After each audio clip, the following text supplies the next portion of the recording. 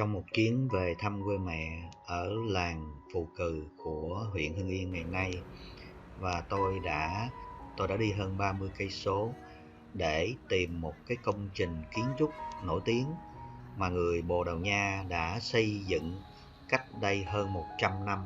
Đó là nhà thờ Phố Hiến. Nhân dịp về Hưng Yên lần này thì tôi cũng cố gắng tìm hiểu về đất Hưng Yên, và tôi được biết một cái từ là Phố Hiến cũng là một cái chợ, một địa danh nổi tiếng của lịch sử của Hưng Yên.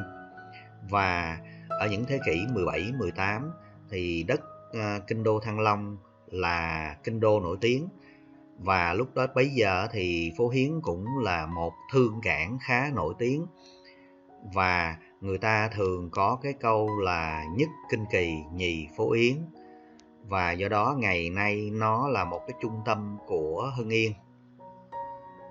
Tôi đến nhà thờ này vào lúc khoảng 12 giờ trưa nên cũng khá là vắng, nên tôi đi một mình và tôi quay phim chụp hình. Nó cũng khá là thoải mái.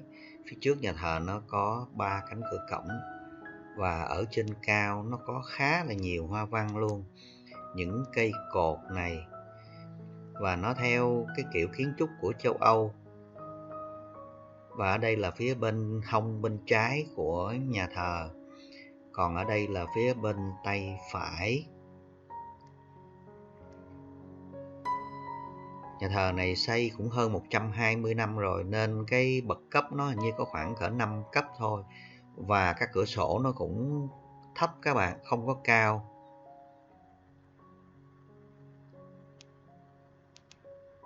Nó có chi tiết hoa văn cũng khá là nhiều. Còn mấy chỗ bông này là mới làm về sau. Mặt ngoài này thì là tường xây và được quét vôi lại. Và bên hông đây nó có một cái nhà cha xứ, và tôi may mắn được gặp cha, và nhờ đó thì cha cũng giới thiệu nhà thờ. Đây là ngôi nhà thờ thành phố Hưng Yên, được xây năm 1000, khánh thành năm 1898 bởi 800. các nhà kiến trúc sư của Bồ Đào Nha, kiến trúc Bồ Đào Nha chứ không phải là của Pháp. Đây là những bức hình ghi lại cái hoạt động của Đức cha Lambert de la Mothe bên Thái Lan, rồi bên tại sao vì cái nơi này nó ghi dấu ấn của ngài. Yeah. Vâng, và đây là vị giám mục mà được Hội dòng người Việt Nam, Hội Việt Nam cũng đang xin với tòa thánh để phong thánh cho ngài, và viết nhiều những công lao ngài làm, ngài để lại cho giáo hội Việt Nam. Đức cha Lambert là một người Pháp của Nha. Đây là tấm hình ghi lại hình ảnh Đức cha Lambert de la Mothe vào tháng 2 năm 1670. Ngài đã nhận lời khấn của hai nữ tu đầu tiên và đặt dấu ấn cho Hội dòng Bến Thánh Giá tại Việt Nam trên một con thuyền ở tại khúc sông ở Phố Hiến, Việt Nam. Phố Hiến là cũng Hưng Yên hả cha? Vâng. Tiếp đây là đến một sự kiện rất quan trọng đối với lịch sử giáo hội Việt Nam. Đó là ngày 14 tháng 2 năm 1960, Cộng đồng Phố Hiến đã được họp với sự chủ tọa của Đức cha Lambert de la Mothe, có sự tham dự của 3 thừa sai Pháp và 9 linh mục đầu tiên ở Việt Nam, cũng trên một con thuyền là tại Phố Hiến. Và bức hình bên cạnh là cũng một sự kiện cũng rất quan trọng tại Phố Hiến Hưng Yên này. Đó là việc Đức cha Lambert de la Mothe đã chuyển chức cho 7 linh mục Việt Nam đầu tiên trên một chiếc thuyền vào tháng 1 năm 1670. Nghĩa là đang ở trong một cái phần đất gọi là địa linh nhân kiệt. 1670 là 300 mấy chục năm trước rồi. Vâng, 350 năm. Dạ. Và tham quan phòng của cha thì trong quá trình cha đi tu và đi học ở các nơi, các nước trên thế giới, thì cha mua một số mô hình về những cái nhà thờ đẹp của trên thế giới nè các bạn. Ở trong đây nó có nhà thờ Đức Bà ở Paris nữa các bạn. Có nhà thờ ở bên Ý nữa.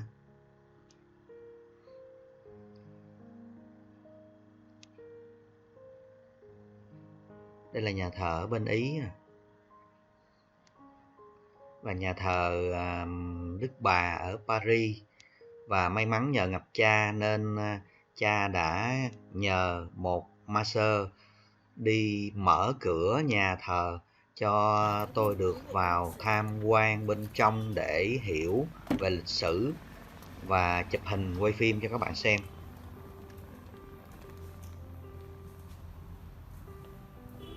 Wow, không ngờ đẹp quá. Quá ngạc nhiên luôn các bạn. Ở khu vực bên trên bàn thờ là sơn son thiếp vàng thật là đẹp, và master đang mở đèn. Và điều bất ngờ là toàn bộ bên trong nhà thờ này bằng gỗ hết các bạn. Tất cả các cột, các rường kèo đều bằng gỗ hết. Và sơ nó trên lợp mái ngói, còn la phong là bằng gỗ. Ở trên này cái mái bằng gỗ luôn hả Sơ? Nhưng mà cũng có nới rộng bên trong các thứ này kia cũng có, nhưng mà cái nguyên bản vẫn là gỗ. Dạ, cái nguyên bản bên trong á. Vâng, cái nguyên bản bên trong có xá cũng gỗ. Chỉ có vách là bằng Có vách xá xây gỗ, thôi các bạn. trần xá gỗ.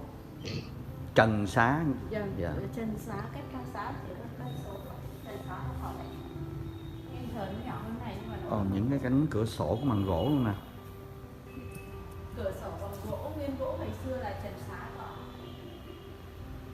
các sang trần xá này thì nó còn gỗ, còn nó còn gỗ hơn cái này nữa. Vậy may quá. Cái vách nhà thờ này trước đây nó bằng gỗ các bạn, và sau đó được cải tạo và xây bằng tường quét vôi lại.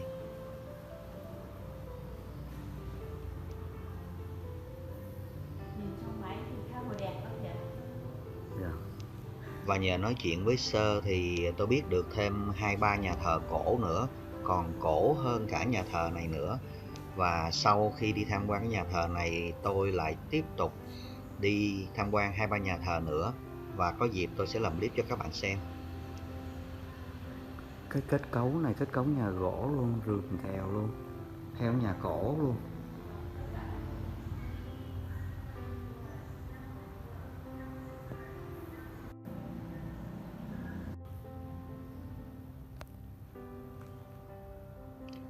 Và đây là vài hình ảnh mà tôi quay và chụp hình lại. Các bạn hãy bấm đăng ký để ủng hộ kênh Lãng Tử 02 Sài Gòn của mình nha.